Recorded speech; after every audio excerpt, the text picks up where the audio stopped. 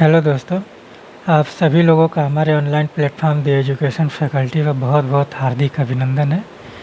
आज हम लोग बात करेंगे सामान्य अध्ययन श्रृंखला भाग 36 के बारे में। अगर हम भाग 36 के बारे में बात कर रहे हैं तो यानी कि 35 तक पहले ही कंप्लीट हो चुके हैं, ठीक है। और जब 35 तक कंप्लीट हो चुके हैं तो आप लोग इसका आनंद लीजिए और नोट्स बनाते रहिए, जो आप लोगों के प्रत्येक एग्ज़ाम में मदद करेगा। अभी आप देखेंगे कि बिहार पीसीएस का एग्ज़ाम हुआ है, फिर उसके बाद अभी आर समीक्षा अधिकारी का एग्ज़ाम है, फिर एमपी पीएससी का एग्ज़ाम है, और अभी देखेंगे कि यूपी पीसीएस का भी एग्ज़ाम होगा अगले साल। उन सभी परीक्षाओं में आप लोगों का ये जीएस श्रृंखला जो है आप लोगों को बहुत ही ज़्यादा मदद करेगी।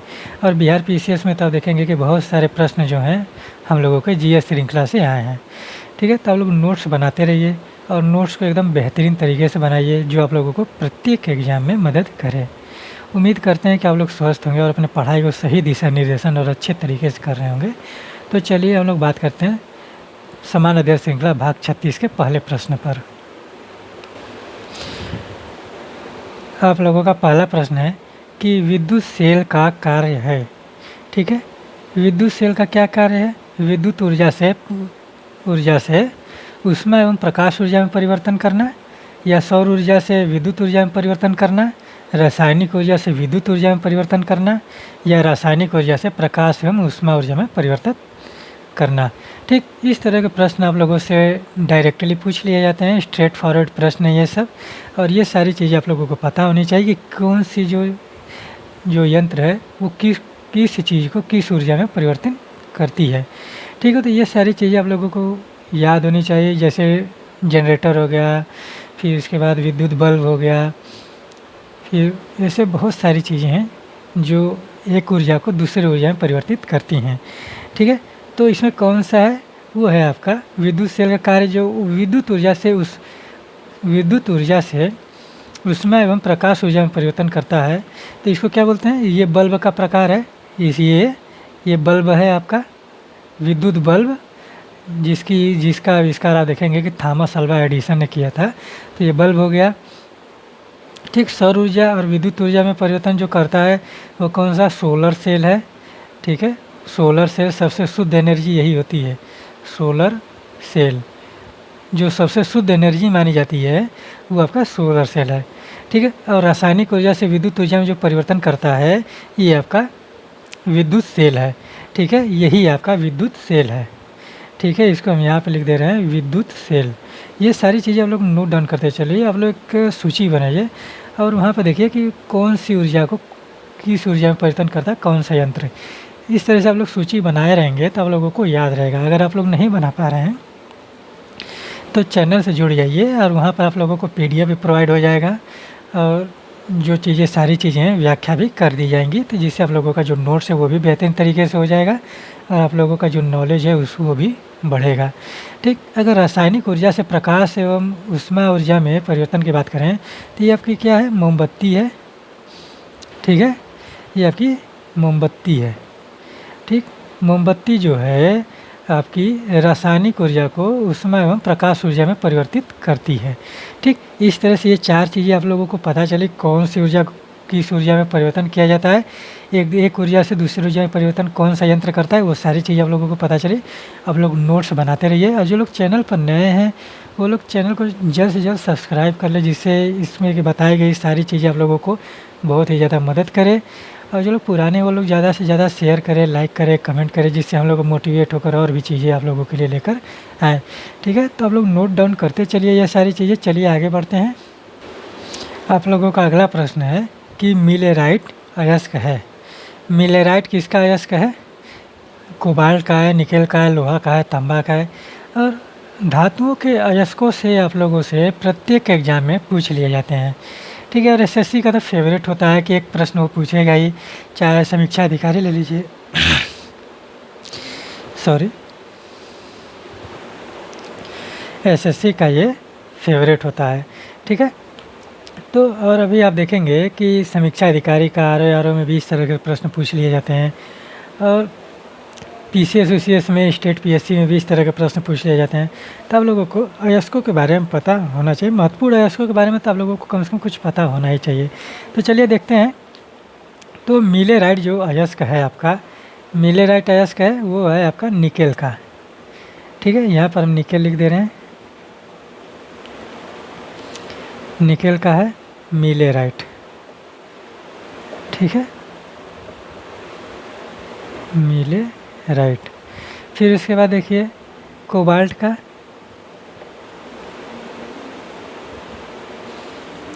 कोबाल्ट का जो अयस्क है वो है इस्मेल टाइट, वो है आपका इस्मेल टाइट। फिर इसके बाद देखिए, पहले लोहे के तो बहुत सारे अयस्क होते हैं, तो हम लोग पहले तांबा देख लेते हैं, फिर उसके बाद लोहा देखा जाएगा। ठीक है, तो हम तांबा की अगर बात करें, तांबा, तांबा को कॉपर भी बोला जाता है। तो इसका जो अयस्क होता है क्यूप्राइट, इसके बारे में सबसे ज़्यादा पूछा जाता है क्यूप्राइट के बारे में, कि क्यूप्राइट जो है किसका अयस्क है। फिर इसके बाद कॉपर पाइराइट,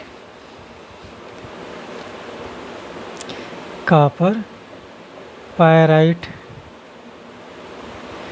फिर इसके बाद देखिए कॉपर ग्लास, इसके बाद कॉपर ग्लास। ठीक है, फिर इसके बाद लोहा, लोहा का जो है हेमेटाइट,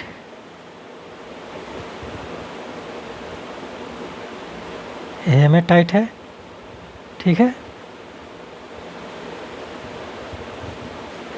हेमेटाइट। फिर इसके बाद मैग्नेटाइट,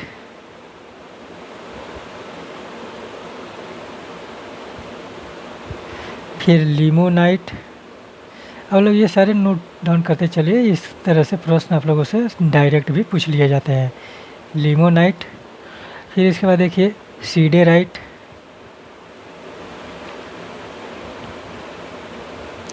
सीडेराइट। फिर इसके बाद है आयरन, आयरन तो इसको बोला ही जाता है। ठीक है, आयरन पायराइट है ये, आयरन, तो आयरन तो बोला जाता है, आयरन पायराइट इसका अयस्क है, आयरन पायराइट है। फिर इसके बाद है कैल्को पायराइट, कैल्को पायराइट। ठीक है, इस प्रकार के प्रश्न आप लोगों से डायरेक्ट फ्लुएंटली पूछ लिए जाते हैं। तो आप लोग ये सारी चीज़ें आप लोग अयस्कों के बारे में याद रखे रहिए। और ये जो मिलेराइट है आप लोगों का निकेल का अयस्क है। ठीक, तो निकेल, कोबाल्ट, तांबा और लोहा की बातें हम लोग ने कर ली। और आप लोगों के अयस्क अगर आप लोग नोट डाउन सूची बना सकते तो बना लीजिए, नहीं तो लोग चैनल से जुड़े रहिए, आप लोगों को सारी चीज़ हम आपको कंप्लीट करा देंगे। ठीक, और हर एक सब्जेक्ट का आप देखेंगे कि पॉलिटिकल साइंस चल रहा है, पॉलिटिकल साइंस ख़त्म होगा, संविधान भारत का ख़त्म होगा, तो आप लोगों का जियोग्राफी का सेक्शन स्टार्ट होगा। ठीक है, तो आप लोग परेशान न होइए, आप लोगों को हर एक सब्जेक्ट को विधिवत तरीके से बढ़िया से एकदम अच्छे तरीके से कंप्लीट कराया जाएगा। और बाकी चीज़ें जो हैं आप लोग तैयारी बस करते रहिए, पढ़ते रहिए और सही तरीके से सही दिशा निर्देशन में करिए। ठीक है, और नोट्स को अपने बेहतरीन तरीके से बनाइए, क्योंकि नोट्स ही आप लोगों को सफलता प्राप्त कराएगी, अन्यथा और कोई चीज़ नहीं है कि जो आपको सफलता प्राप्त करा सके। ठीक है, नोट्स और आप लोगों की मेहनत, यही दो चीज़ है जो आप लोगों को सफलता प्राप्त कराएगी। ठीक है, तो चलिए आगे बढ़ते हैं। आप लोगों का अगला प्रश्न है कि कोशिका में केंद्र की खोज की गई थी, किसमें? कोशिका में केंद्र की खोज किसने की थी? जॉर्ज के द्वारा किया गया था, वाटसन एवं क्रिक के द्वारा किया गया, रॉबर्ट हुक के द्वारा किया गया, या रॉबर्ट ब्राउन के द्वारा किया गया? तो ये आप लोगों का जनरल साइंस के प्रश्न हैं, तो आप लोगों को ये पता होना चाहिए कि किस तरह से ये चीज़ें चलती हैं। वैज्ञानिकों के बारे में पूछ लिया जाता है, विटामिनों की खोज के बारे में पूछ लिया जाता है, इलेक्ट्रॉन न्यूट्रॉन की खोज के बारे में पूछ लिया जाता है, कोशिका के बारे में खोज पूछ लिया जाता है, और आप देखेंगे कि पादपों के बारे में खोज किस लिए किया जाता है, ये भी पूछ लिया जाता है। बहुत सारे ऐसे प्रश्न बनाए जाते हैं और आविष्कारक से, तो आप लोगों को याद होने चाहिए। आप लोग अगर सूची बना सकते हैं तो बना लीजिए, नहीं तो आप लोग चैनल से जुड़ते रहिए और नोट्स बनाते रहिए, आप लोगों को सारी चीज़ें आप लोग तैयार हो जाएगी। तो आप देखेंगे कि जो हम लोग ये श्रृंखला बनाते हैं वो अब सब्जेक्ट वाइज चल रही है, पहले एक सब्जेक्ट फिर दूसरा सब्जेक्ट, इस तरह से आप लोग बना लीजिए।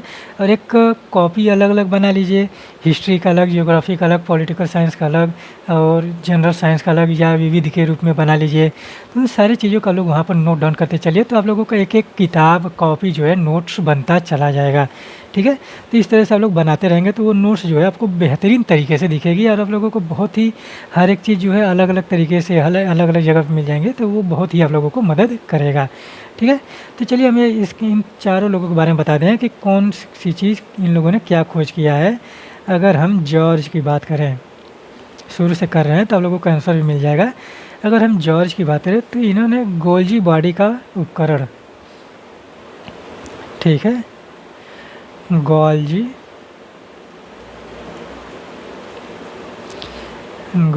बॉडी का उपकरण की खोज की थी। के उपकरण, ठीक। इस तरह से आप लोग नोट्स बनाते चलिए। और कब खोज की गई थी? 1867 ईस्वी में। ठीक है, कब? 1867 ईस्वी।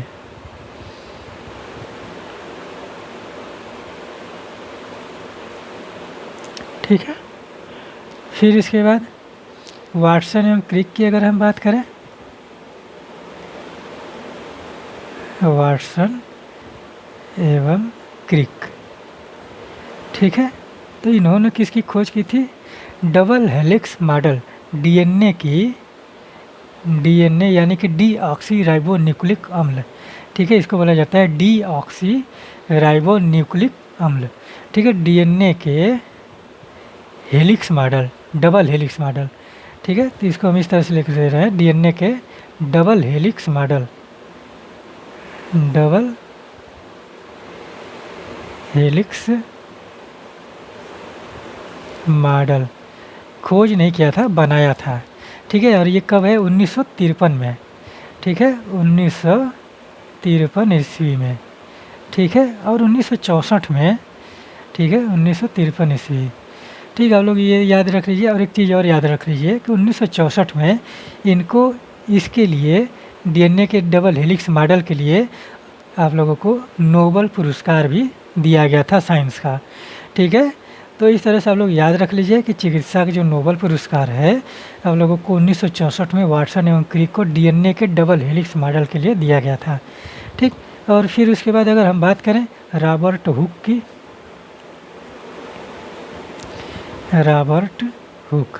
रॉबर्ट हुक ने कोशिका की खोज की थी। पहली बार कोशिका की जो खोज की गई वो आप लोगों की किसके द्वारा की गई? आपके रॉबर्ट हुक के द्वारा की गई, कोशिका की खोज। और आप लोगों को सिर्फ ये कमेंट बॉक्स में कमेंट करना है कि पहली बार रॉबर्ट हुक ने किस चीज़ में कोशिका की खोज की थी, ठीक है। किस चीज़ में कोशिका की खोज की थी ये आप लोगों को बताना। और ये कब की है? 1665 ईस्वी का है, ठीक है। रॉबर्ट हुक का जो है ये 1665 ईस्वी का है, ठीक। ये सारी चीज़ आप लोग याद रखिए।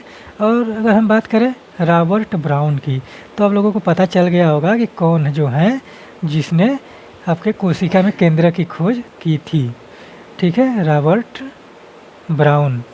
तो यही एक बचे हैं, यानी कि यही इन्होंने ही कोशिका में केंद्र की खोज की, ठीक है। तो हम यहाँ लिख दें कोशिका में केंद्रक, कोशिका में केंद्रक, ठीक। तो इस तरह से हो गया। और कब खोज किया था? 1833 में, 1833 ईस्वी में, ठीक। तो इस तरह से आप लोग सन भी लिख लीजिए और वैज्ञानिक का नाम और किसने क्या चीज़ खोज किया था, आविष्कार किया था, वो सारी चीज़ें आप लोग नोट डाउन करते चलिए, जिससे आप लोगों का नोट्स जो है बेहतरीन तरीके से तैयार होता चले, ठीक। तो इतनी सारी चीज़ें नोट डाउन करिए। चलिए आगे बढ़ते हैं। आप लोगों का अगला प्रश्न है कि लोकसभा में सामान्यतः कितने सत्र हो सकते हैं? लोकसभा में कितने सत्र हो सकते हैं सामान्यतः? तो लोगों को ये बहुत ही ज़्यादा कन्फ्यूजन वाली बात है। अगर आप लोकसभा के बारे में पढ़े होंगे तो उसमें आप देखेंगे कि अनुच्छेद 85 में लिखा हुआ है कि संसद के सत्र, सत्रावसान और विघटन का प्रावधान है अनुच्छेद 85 में, ठीक है। तो उसमें लिखा गया कि संसद का सत्र राष्ट्रपति जो है अब बुला सकता है, और जो अंतिम सत्र है, सत्र का अंतिम दिन है और आगामी सत्र जो होगा उसके प्रथम दिन के बीच में 6 माह का अंतर नहीं होना चाहिए, ठीक है। यानी कि 6 माह के भीतर ही उसको सत्र बुलाने होंगे और वो एक साल में 2 ही सत्र हो सकता है। क्योंकि अब मान के चलिए कि अगर 6 महीने का अंतर नहीं होगा तो यानी 6 महीने पे एक सत्र होगा, तो 2 सत्रों के बीच में 6 महीने का गैप है, तो 6 महीने मतलब यानी कि 12 महीने हो, यानी कि 2 बार वो सत्र बुला सकता है। ठीक है, तो इस प्रकार से देखिए तो 2 सत्र हो गए। लेकिन अगर संसद में सत्र को आप देखिए तो एक बजट सत्र होता है, एक मानसून सत्र होता है और एक शीतकालीन सत्र हो सकता है।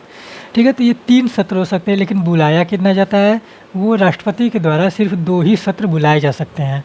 ठीक है, लेकिन जो संसद के सत्र माने जाते हैं, लोकसभा के सत्र जो हैं, वो आप लोगों के 3 हैं। ठीक है, तो जो सामान्यतः सत्र हैं वो आप लोगों के 3 हैं। और कौन कौन से हैं आप देख लीजिए। और यहाँ पर अनुच्छेद कौन सा है, अनुच्छेद हम लिख दे रहे हैं 85। ठीक है, अनुच्छेद 85 में संसद के सत्र, सत्रावसान और विघटन का प्रावधान है। और हमने बताया भी कि राष्ट्रपति जो है संसद के सत्र को बुलाता है, वैसे आहूत लिखा हुआ है, आहूत करता है, तो हम बुलाया एक बोलचाल की भाषा में बोल रहे हैं, तो वो संसद के सत्र को राष्ट्रपति बुलाता है। और 2 सत्रों के बीच में 6 महीने से ज़्यादा का गैप नहीं होना चाहिए, कहने का मतलब ये है। ठीक है, तो यानी कि 6 महीने का ज़्यादा गैप नहीं होगा, तो एक सत्र जो है 6 महीने चलेगा, तो दूसरा सत्र जो है 6 महीने के बाद स्टार्ट होगा, यानी कि वो आप लोगों का 12 महीने हो जाएगा ऐसे। ठीक, तो एक साल में 2 सत्र हो गए। तो यहाँ पर जो 3 सत्र है, यानी कि यहाँ पर हम लिख दें कि राष्ट्रपति एक वर्ष में लोकसभा के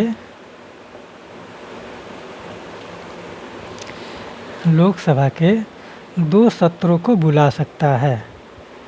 अभी आप लोगों को हमने कॉन्सेप्ट समझाया कि क्यों होता है ऐसा, 2 सत्रों को बुला सकता है।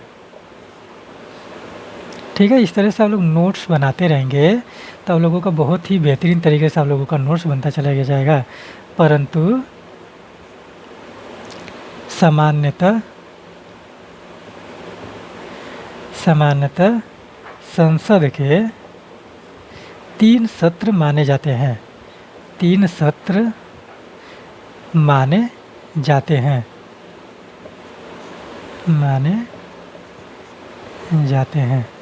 कौन कौन से हैं, पहला आप लोगों का बजट सत्र है, बजट सत्र। और इन तीनों सत्रों के बारे में आप देखेंगे कि संविधान के क्लास में सतीश सर ने बहुत ही अच्छे से एक्सप्लेन किया है। आप लोग जाकर वहाँ पर इसको देखिए और समझने का प्रयास कीजिए कैसे कैसे हैं। दूसरा हो गया मानसून सत्र।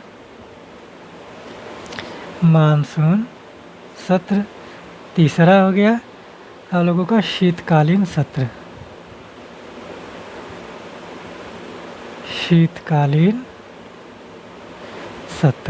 ठीक। तो ये आप लोग ध्यान दीजिएगा कि अनुच्छेद 85 के तहत भारतीय संविधान का जो अनुच्छेद 85 है उसके तहत संसद के लोकसभा के सत्र, सत्रावसान और विघटन का प्रावधान किया गया है। ठीक है, तो इन सभी चीज़ों को आप लोग नोट डाउन करते चलिए और अपने नोट्स को बनाते चलिए और आप लोगों को बहुत ही बेहतरीन जानकारियाँ मिल रही हैं। आप लोग नोट्स बनाते रहेंगे तो आप लोगों की जो चीज़ें हैं बहुत ही आसान हो जाएंगी। ठीक है, चलिए आगे बढ़ते हैं। आपका अगला प्रश्न है कि लोकसभा की बैठक समाप्त की जा सकती है।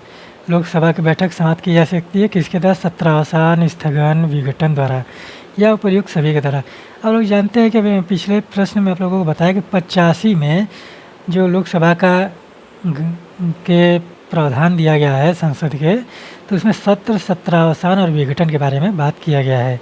ठीक है, और लोकसभा का जो विघटन होता है आप देखेंगे कि समाप्त की जाती है बैठक, तो उसको स्थगन भी बोला जाता है, यानी कि तीनों के द्वारा होता है कि यानी कि उपर्युक्त सभी जो यहाँ पर होगा इसका ऑप्शन होगा।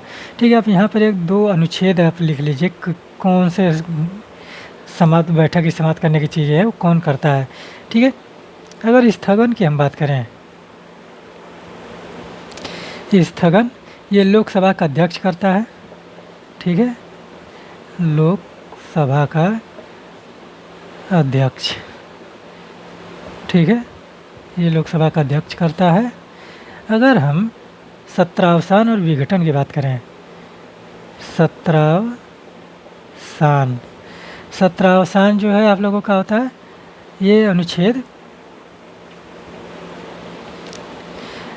85 2 क के तहत 85 2 क, ठीक है।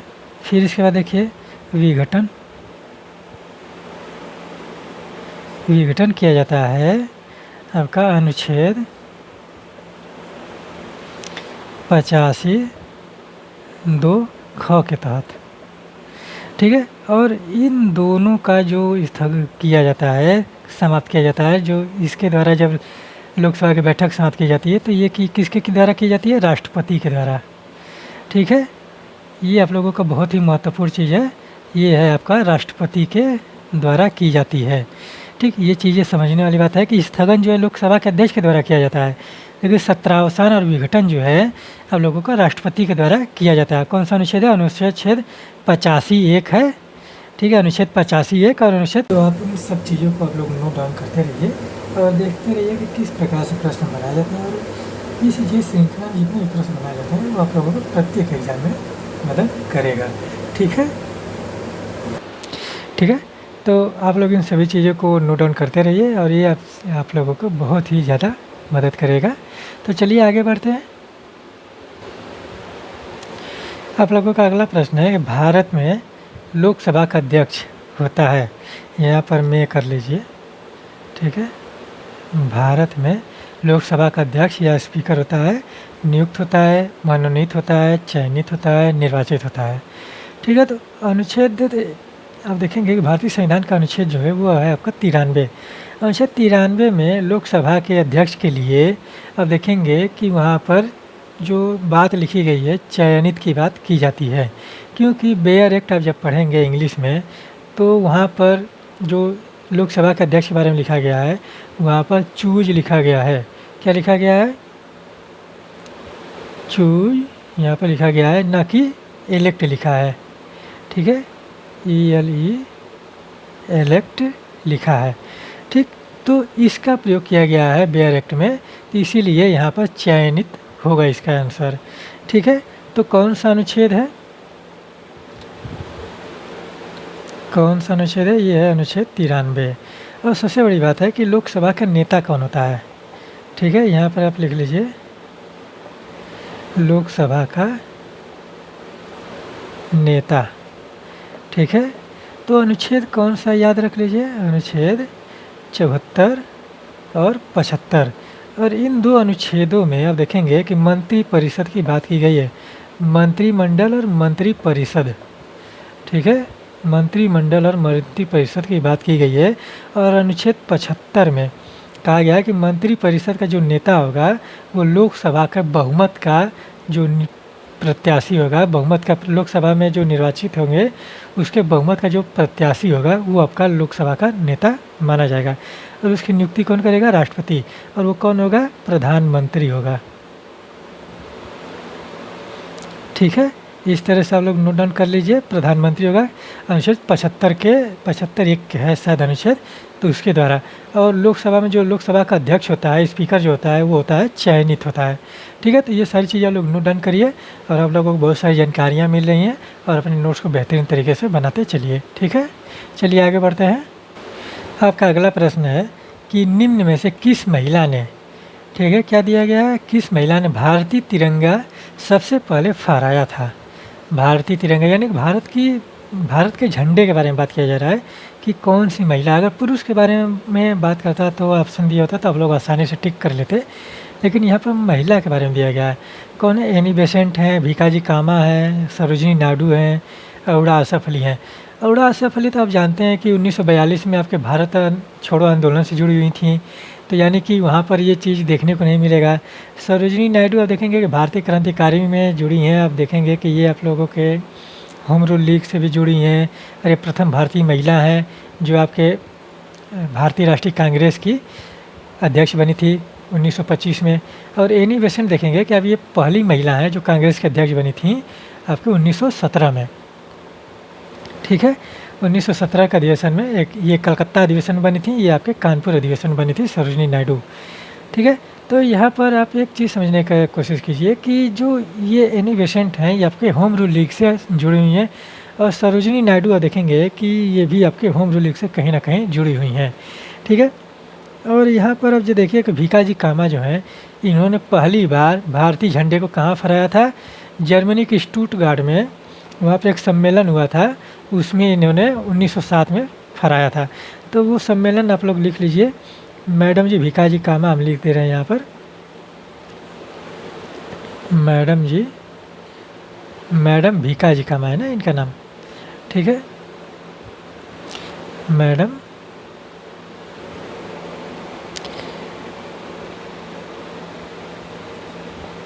भीकाजी, मैडम भीकाजी रुस्तम कामा, भीकाजी रुस्तम कामा, इनका पूरा नाम इस तरह से है, ठीक। तो इन्होंने पहली बार झंडा फहराया, कब कहाँ फहराया? 22 अगस्त 1907 को, 22 अगस्त 1907, ठीक है। और कहाँ पर फहराया था? ठीक है, स्थान का नाम आप लोगों को बता दे रहे हैं कहाँ पर फहराया था। ये आपका जर्मनी के स्टुटगार्ट में है, जर्मनी के स्टुटगार्ट, स्टुटगार्ट में, ठीक है। और यहाँ पर क्या हो रहा था? यहाँ पर एक सम्मेलन का आयोजन किया गया था जिसका नाम है अंतर्राष्ट्रीय सोशलिस्ट सम्मेलन, ठीक है, जिसका नाम है अंतर्राष्ट्रीय सोशलिस्ट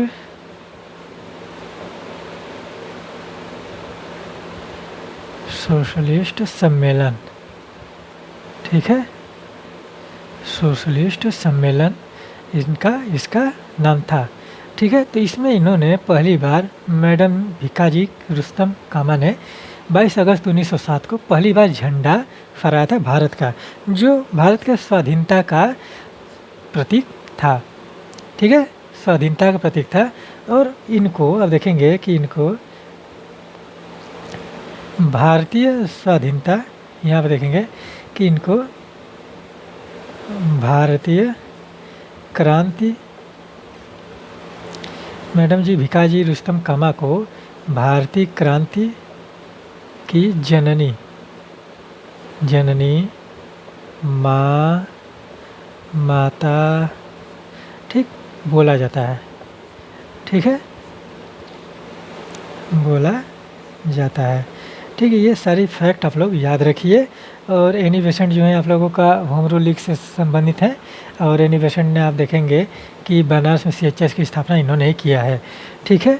और औडा आसफ अली जो है आपके भारत छोड़ो आंदोलन से जुड़ी थी 1942 में। और सरोजिनी नायडू जो है आप देखेंगे कि सरोजिनी नायडू जो भारतीय राष्ट्रीय कांग्रेस की प्रथम भारतीय महिला अध्यक्ष हैं, ठीक है। कब की हैं? 1925 में। और कहाँ अधिवेशन होता? कानपुर अधिवेशन में, ठीक है। तो इतनी सारी चीज़ें आप लोग नोट डाउन करते चलिए आगे बढ़ते हैं।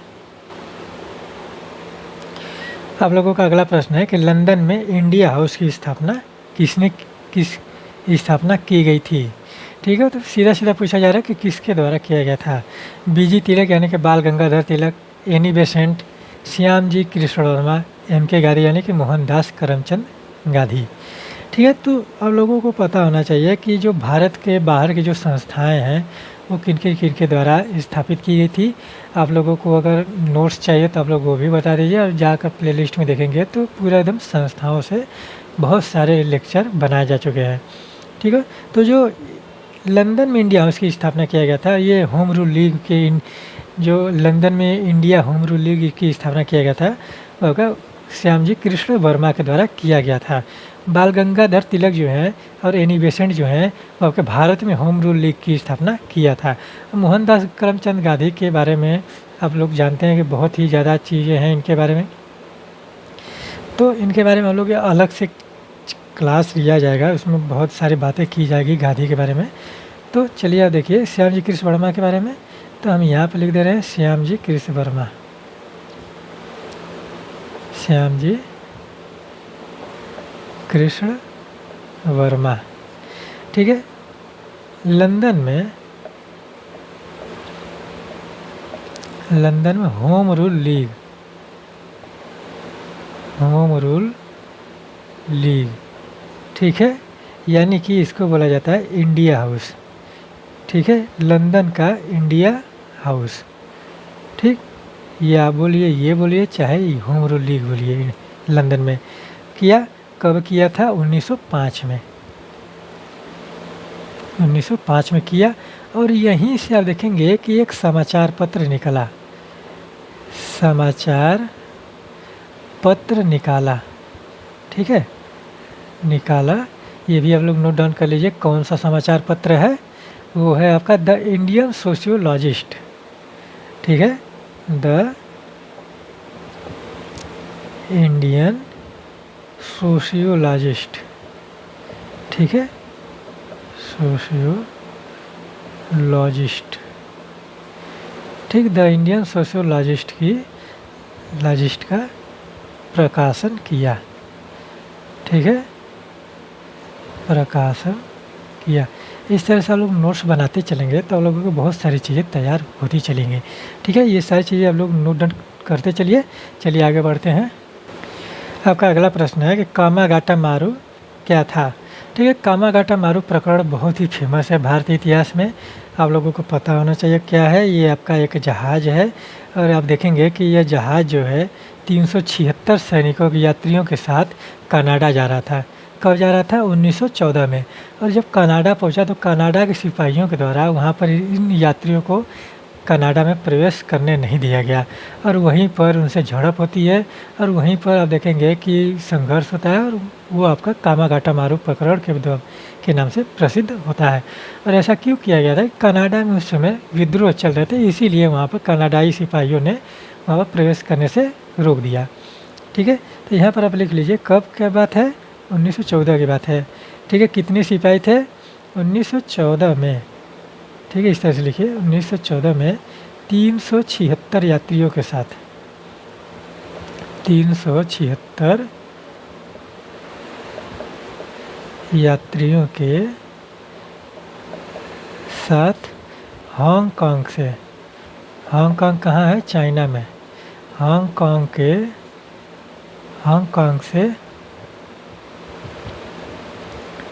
हांगकांग से कनाडा के लिए निकला, कनाडा के लिए निकला था, ठीक है।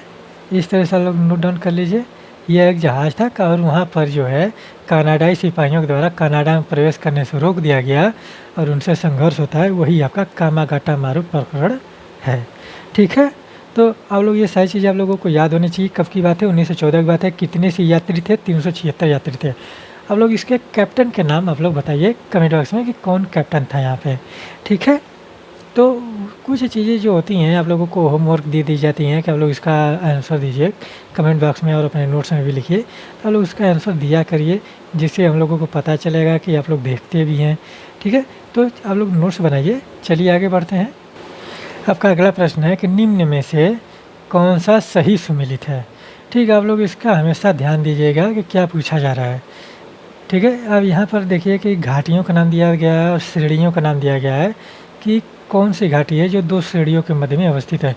कश्मीर घाटी, पीर पंजाल व धौलाधार श्रेणी, ठीक है। लाहौल स्पीति घाटी, महान हिमालय व धौलाधार श्रेणी, फूलों की घाटी, महान हिमालय व शिवालिक श्रेणी, और देखेंगे कुल्लू घाटी जो है महान हिमालय व धौलाधार श्रेणी, ठीक। सबसे पहले आप लोग ये जान लीजिए कि ये कहाँ पर पाया जाता है। कश्मीर की घाटी जो है आप मान के चलते हैं कि जम्मू कश्मीर में पाई जाती है, लाहौल स्पीति हिमाचल प्रदेश में पाई जाती है, फूलों की घाटी आपकी उत्तराखंड में है, और कुल्लू आप देखेंगे कि कुल्लू घाटी जो है ये भी आपका हिमाचल प्रदेश में है, ठीक।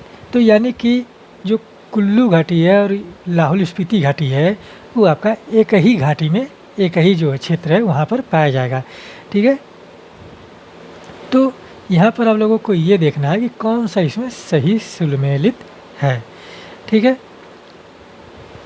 तो आप इस तरह से देखिए कि जो कुल्लू घाटी है वो आपका महान हिमालय व धौलाधार श्रेणी के मध्य में अवस्थित है, ये आपका ऑप्शन सही है। और चलिए बाकी 3 ऑप्शन आप देख लीजिए कौन कौन से कहाँ पर अवस्थित है। अगर हम कश्मीर घाटी की बात करें, कश्मीर घाटी अवस्थित है आपकी, अब देखेंगे कि पीर पंजाल व जांस्कर के मध्य में अवस्थित है, ठीक है। हमने आप लोगों को जो हिमालय की उत्तर से दक्षिण की चोटियां हैं उसके बारे में हमने आपको बताया है कि कौन कौन सी हैं। LKLJP आप लोग याद रख लीजिए, काराकोरम, लद्दाख, जांस्कर और पीर पंजाल, ठीक है। तो पीर पंजाल व जांस्कर श्रेणी, ठीक है, पीर पंजाल व जांस्कर, जांस्कर श्रेणी के मध्य, ठीक, श्रेणी के मध्य। फिर इसके बाद देखिए लाहौल स्पीति घाटी, लाहौल स्पीति घाटी, ये आप लोगों का अवस्थित है। लाहौल स्पीति घाटी जो अवस्थित है, देखेंगे कि ये घाटी जो अवस्थित है मध्य हिमालय व महान हिमालय के मध्य अवस्थित है। ठीक है, तो हम यहाँ पर लिख दे रहे हैं, उत्तर से दक्षिण लिख दे रहे हैं कि महान हिमालय, महान हिमालय व मध्य हिमालय। ठीक है, अगर हम यहाँ पर लघु हिमालय भी लिख देंगे मध्य हिमालय को, तो वो भी आप लोगों का सही हो जाएगा। मध्य हिमालय, हिमालय श्रेणी के मध्य। ठीक है, इस तरह से आप लोग नोट डाउन कर लीजिए, श्रेणी के मध्य। ठीक, अब घाटियों के बारे में इस तरह के प्रश्न पूछे जाते हैं। आप देखेंगे कि चाहे आप आईएएस में भी पूछे गए हैं, पीसीएस में भी हैं, वनडे में भी पूछे गए हैं, तो लोगों के ये स्ट्रेट फॉरवर्ड प्रश्न है, तो इसलिए से पूछ लिया जाता है। और फूलों की घाटी आप लोगों को पाया जाता है। आप देखेंगे कि ये घाटी जो है आपका उत्तराखंड में है। ठीक है, फूलों की घाटी। ठीक, लाहौल स्पीति कुल्लू जो है ये आपके हिमाचल में है, कश्मीर आपका जम्मू कश्मीर में है। तो फूलों की घाटी की अगर हम बात करें तो यहाँ पर आप लोग उस तरह से लिख लीजिए, नोट डाउन कर लीजिए, फूलों की घाटी। और फूलों की घाटी कहाँ पर अवस्थित है? मध्य हिमालय व महान हिमालय में ये भी अवस्थित है। तो हम यहाँ पर उत्तर दक्षिण लिख दे रहे हैं, महान हिमालय व मध्य हिमालय। ठीक है, और दक्षिण से उत्तर जाएंगे तो ये मध्य हिमालय व महान हिमालय के मध्य हो जाएगा। ठीक है, मध्य हिमालय, हिमालय के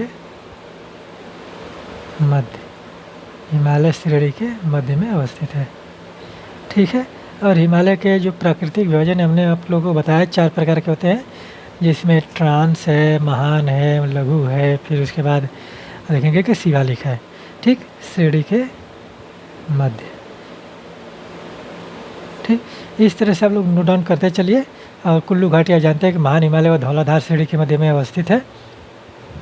ठीक, तो आप लोग ये सारी चीज़ें नोट डाउन करिए। घाटियों के बारे में आप लोगों को पता होना चाहिए कि कौन सी श्रेणियों के मध्य में अवस्थित है। तो चलिए आगे बढ़ते हैं।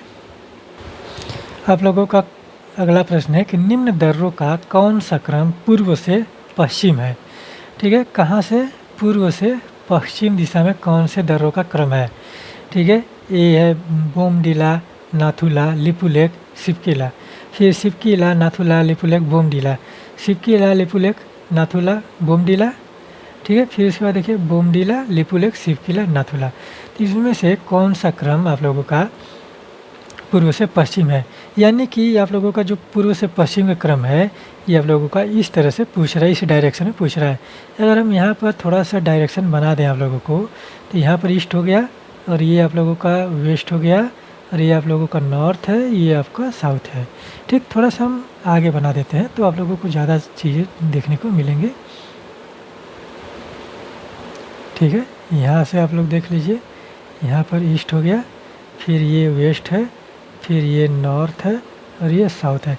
यानी कि इधर से इधर का पूछा जा रहा है। तो वहाँ पर आप एक चीज़ यहाँ पर ध्यान दीजिए कि ये जो दर्रे हैं वो कहाँ कहाँ पाए जाते हैं। ठीक, तो हम बोमडिला के बारे में बात करें, बोमडिला ये आपका कहाँ है? ये आपका अरुणाचल प्रदेश में है। ठीक है, अरुणाचल प्रदेश। ठीक है, तो आप लोग ध्यान से बस देखते जाइए कि कौन सा राज्य कब क्रम भी आप लोगों को याद हो जाएगा। अरुणाचल प्रदेश में अगर नाथुला की अगर हम बात करें, पहला ही ऑप्शन है आप लोगों का, वही हम देख रहे हैं। नाथुला ये आप लोगों का पड़ता है सिक्किम में। ठीक है, सिक्किम में। फिर उसके बाद लिपुलेख, लिपुलेख, लिपुलेख दर्रा जो है आपका उत्तराखंड में है। ठीक है, उत्तराखंड में है। फिर उसके बाद अगर शिपकिला की बात करें हम, शिपकी यहाँ पर ये थोड़ा सा शिपकीला अब देख रहे हैं कि भारत के जितने भी दर्रे हैं सब ने लॉक किया हुआ है, ठीक, सब वकील हैं, ठीक। शिपकीला जो है ये आपका हिमाचल प्रदेश में है।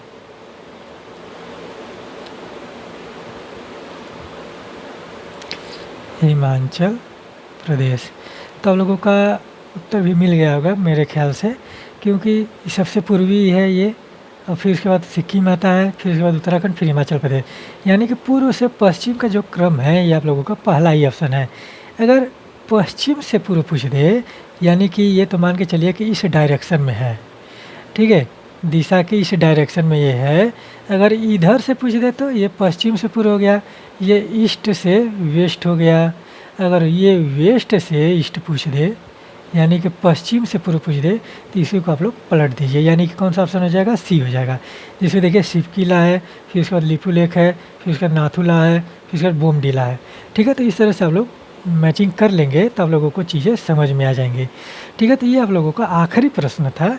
तो यहीं पर आप लोगों का यह श्रृंखला ख़त्म होता है, और आप लोग नोट्स बनाते रहिए, और बहुत ही बेहतरीन तरीके से नोट्स बनाइए जो आप लोगों को प्रत्येक एग्ज़ाम में मदद करे। और नोट्स ही हैं जो विद्यार्थी जीवन में, नोट्स और मेहनत जो है वही आप लोगों को सफलता प्रदान करेगी, नहीं तो और कोई दूसरी चीज़ नहीं है जो आप लोगों को सफलता प्रदान करे, ठीक है। जो आप लोगों का समर्पण है ना, आप कोई काम कर रहे हैं या किसी जॉब के प्रति आप समर्पित हैं, ठीक। अगर कोई आप लोगों को लगन है, जुनून है कि हमको ये करना ही है, तो वो निश्चित ही है कि आज नहीं तो कल वो आप लोगों को मिल ही जाएगा, ठीक है। बस आप लोगों को उसके लिए जो जुनून अपने अंदर पैदा करने की ज़रूरत है, ठीक है। तो आप लोग इस श्रृंखला का आनंद लेते रहिए, और इससे आप लोग नोट्स बनाते रहिए, और इतने बेहतरीन तरीके से नोट्स बनाइए कि जो आप लोगों को बहुत ही ज़्यादा मदद करे, ठीक है, प्रत्येक एग्ज़ाम में मदद करे। तो जब आप नोट्स उस तरह से बनाएंगे तभी आप लोगों का वो बहुत ही ज़्यादा लाभदायक होगा। तो उम्मीद करते हैं कि आप लोगों को यह जीएस श्रृंखला पसंद आती होगी, और आप देखेंगे कि इस जीएस श्रृंखला के जितने भी प्रश्न हैं वो आप लोगों को कहीं ना कहीं किसी न किसी एग्ज़ाम से देखने को मिल जाएंगे। और जो एग्ज़ाम्स के प्रश्न होते हैं वो आप लोगों के रिपीटेड आते हैं, ठीक है, घुमा फिरा कर वही प्रश्न पूछेंगे या उससे मिलता जुलता हुआ प्रश्न पूछेंगे। तो इसीलिए आप लोगों को प्रत्येक एग्ज़ाम में और अपने तरीके से जो द एजुकेशन फैकल्टी के तरीके से तरफ से जो प्रश्न बनाए जाते हैं वो आप लोगों को प्रत्येक एग्ज़ाम में मदद करेगा, ठीक है। तो आशा करते हैं कि आप लोग स्वस्थ होंगे और अपने पढ़ाई को सही दिशा निर्देशन और अच्छे तरीके से कर रहे होंगे, अपने माता पिता और घर वालों को अच्छे से ख्याल रख रहे होंगे। और एक आप लोगों से रिक्वेस्ट है कि आप लोग जो लोग चैनल पर नए हैं वो लोग तुरंत चैनल को ज़्यादा से ज़्यादा सब्सक्राइब कर लें, और जो लोग पुराने हैं वो लोग ज़्यादा से ज़्यादा शेयर करें, लाइक करें, कमेंट करें, जिससे हम लोग और भी मोटिवेट होकर आप लोगों के लिए बहुत सारी चीज़ें लेकर आएंगे। और हम लोगों का जो अगला टारगेट है एग्ज़ाम्स का, वो आप लोगों का जो है अगर UPRO है, समीक्षा अधिकारी का जो टारगेट हम लोग लेकर चल रहे हैं कि हम लोग इस तरह से तैयारी किया जाए कि समीक्षा अधिकारी के 70 से 80% जो है आप लोगों के इस जीएस श्रृंखला से फंस जाएं। तो इसीलिए आप लोग नोट्स बनाते चलिए, बहुत सारी श्रृंखलाएं हो चुकी हैं, आप लोग उससे नोट्स बनाएंगे तो आप लोगों को बहुत सारी चीज़ें देखने को मिलेंगी, ठीक है।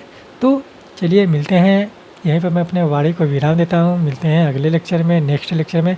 और एक बार एक ज़रूरी सूचना देनी है कि जो NCERT की जो क्लास है आप लोगों का वो थोड़ा सा डिले हो रहा है, तो आप उसके लिए थोड़ा सा वेट कर लीजिए, क्योंकि बहुत सारी समस्याएं एक साथ आ गई हैं। तो उसके लिए हम क्षमा चाहते हैं, और वो बहुत ही जल्द हम आप लोगों का कंप्लीट कराएंगे, आप लोग परेशान ना होइए, ठीक है। तो थोड़ा सा रुक जाइए, 2-4 दिन, 5 दिन, 1 आध हफ्ते रुक जाइए, तो उसके बाद हम आपको एकदम NCERT जो बढ़िया से एकदम तैयारी कराएंगे, या कुछ ही समय में आप लोगों का NCERT क्लास स्टार्ट होगी। तो आप लोग चैनल से बने रहें और चैनल को सहयोग प्रदान करते रहें, और भी लोगों को जुड़ने से प्रोत्साहित करते रहें, ठीक है। मिलते हैं अगले लेक्चर में, नेक्स्ट श्रृंखला में। तब तक के लिए धन्यवाद।